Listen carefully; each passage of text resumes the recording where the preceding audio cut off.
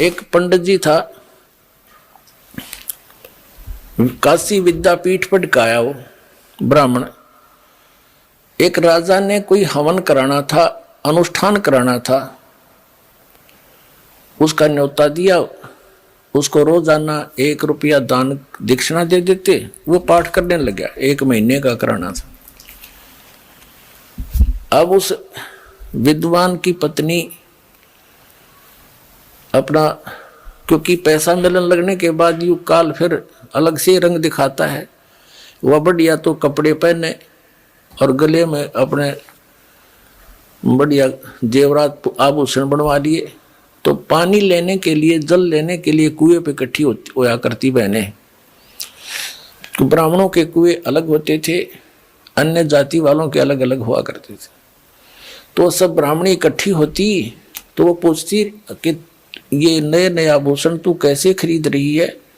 उसने बताया कि मेरा पति राजा के यहाँ कथा करने जाता है, मंत्र जाप करता, अनुष्ठान करता है, और राजा प्रतिदिन 1 चांदी का रुपया दक्षिणा देता है।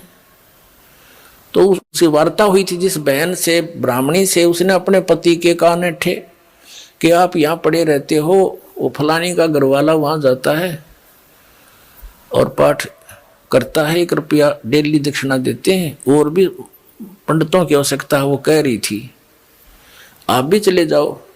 तो पंडित जी कहने लगा मैं तो ऐसा देसी सा पंडित हूँ, और वो पटकारा काशी विद्यापीठ, उसके बराबर में मेरी दुकान चलेगी नहीं।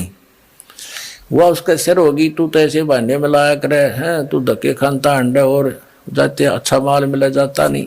ज्यादा कहने से वो चला गया।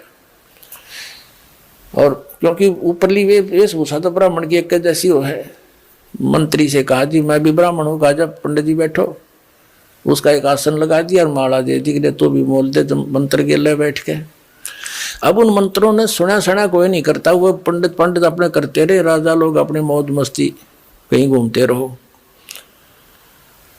अब वो तो बोला अपने संस्कृत के श्लोक, उन्हें तो याद थे, जो पहले वाला विद्वान पुरुष था। दूसरा था अनपढ़ मेरे जैसा, वो तो बोला मंत्र जैसे भूर भव स्वय, वो नो को जो यू को है, जो यू को है, जो यू को है।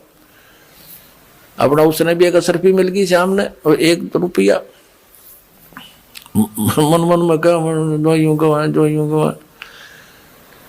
अगले दिन 2 दिन पीछे हुआ भी, फिर उसकी पत्नी भी लागी ऐसे हार श्रृंगार पैर के गई। वो तीसरी को पता लगा, उसने अपने पति को श्रृंगारा।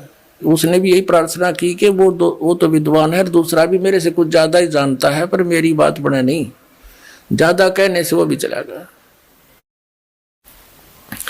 अब वो जो विद्वान था वो तो अपने बोल ही रहा था, उसने उधर ध्यान नहीं उनका, ये क्या बोलना, ठीक है ब्राह्मणों के बोलते रहेंगे अपने मंत्र। तो तीसरा पहुंचा, उसका भी आसन लगा दिया। पहला अपना संस्कृत बोल रहा है श्लोक शुद्ध, दूसरा है, तीसरा कब तक नंबेगी, कब तक नंबेगी, कब तक नंबेगी, कब तक नंबेगी, कब तक नंबेगी, मारी बकवाद। तो उसको भी शाम को 1 रुपया मिल गया। उसकी पत्नी ने फिर ऐसे ही अपना रूप बदला। तो चौथे से भी फिर ऐसी ही बात हुई, चौथा भी शंकर का चला गया, उसका भी लगा दिया वहां पर आसन। अब पहले वाला तो बोलता है शुद्ध संस्कृत के श्लोक, दूसरा कहता है तीसरा कहता कब तक नंबेगी, कब तक नंबेगी, चौथा बोला नंबर दे जब तक नंबेगी। तई ये संत न्यो देख रहे नंबर दे जब तक नंबेगी, पर यह भी नंबे को ना, यही तुमने ऑनलाइन रखूंगा जब तक, या तो सारी जनता नहीं जाग लेगी, या तुम खुद नहीं कह दोगे हमारी गाड़ी खराब हो ली। एक भक्त कह रहा था कि 2-3 प्रकार के यात्री होते हैं। जैसे कोई बस जा रही है और बस रुकेगी और साथ में दूसरी बस खड़ी होगी, तो बुद्धिमान तो तुरंत समझ जाते हैं गाड़ी में कोई गड़बड़ है भाई, या झटके बटके मार के चल है, उतर कर तुरंत दूसरी में चढ़ जाते हैं। ये तो फर्स्ट टाइप के बुद्धिमान है। दूसरे ऐसे होते हैं कि कंडक्टर नीचे बढ़कर देखने लगेगा, समझ जाएगा कि तो गड़बड़ हो ली, तो तब उतरेंगे।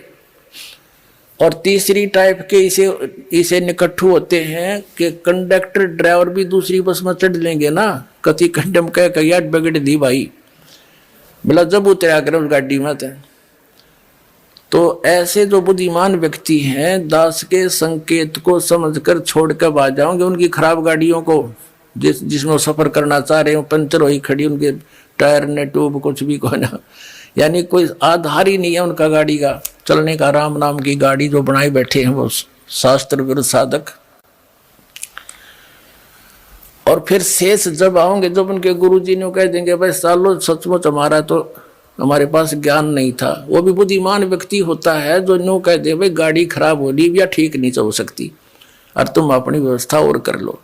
तो ये संत तो उन ड्राइवर कंडक्टर भी निकम्मे हैं, नो ना कहेंगे हमारा द्वारा भक्ति नहीं है और जाओ तुम ले लो नामपुर वाला जाके, ये तो उनसे भी नालायक है फिर तो कहने का भाव ये है पुण्यात्माओं, अब ये परमात्मा कबीर जी का आदेश है कि पूरे विश्व में ये सत संदेश जावेगा, पूरी पृथ्वी के जीव प्राणी परमात्मा के बच्चे बतेरे युगों से दुख पा रहे हैं, अब ये इस नाम को ग्रहण करेंगे, सतनाम को।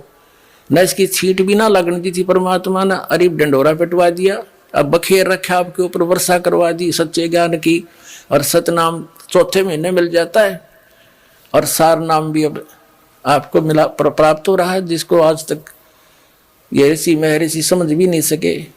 तो अब ये पूरे विश्व में जाएगा और सभी संतों को इस सत्य ज्ञान का लोहा मानना पड़ेगा, और उनकी भलाई है वो माने इस बात को, और अपना भी कल्याण करावें और उस परमात्मा के बच्चों को काल के उसमें भाड़ में ना झोंकें।